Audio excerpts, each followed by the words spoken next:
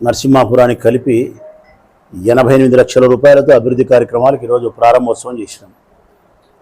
నరసింహాపురంలో ఒక 6 లక్షల రూపాయలతో మినరల్ వాటర్ ప్లాంట్ చేస్తున్నాం. మంచినీటిని ఒక 42 లక్షల రూపాయలతో రోడ్డు కాలువ నిర్మిస్తూ ఉన్నాం.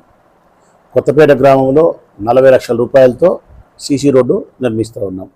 అన్ని కలిపితే 88 లక్షల రూపాయలతో ఈ 2 గ్రామాలకు అభివృద్ధి కార్యక్రమాలకు భూమి పూజ చేసుకొని పనిని ప్రారంభిస్తూ ఉన్నాం. బహుశా ఎన్ని రోజులు అయిపోవచ్చు, ఒక 2 months లోపల 2 పనులు కూడా పూర్తి కావచ్చు. ప్రతి చోట పట్టణంలోనైనా పల్లెల్లో అయినా ఎక్కడైనా కానీ గ్రామీణ ప్రాంతాల్లో ఎక్కడైనా సరే అభివృద్ధి కార్యక్రమాలు మెండుగా ఈ 5 సంవత్సరాల కాలంలో మేము చేయగలిగినాం. ఏ గ్రామానికి పోయినా, ఏ వార్డుకు పోయినా, ఏ సందుగొందుల్లోకి పోయినా కూడా రోడ్లు కానీ, కాలువలు కానీ, బడి కానీ, అభివృద్ధి కార్యక్రమాలు కానీ మిమ్మల్ని పలకరిస్తాయి. అది వైఎస్ఆర్ కాంగ్రెస్ పార్టీ జెండా యొక్క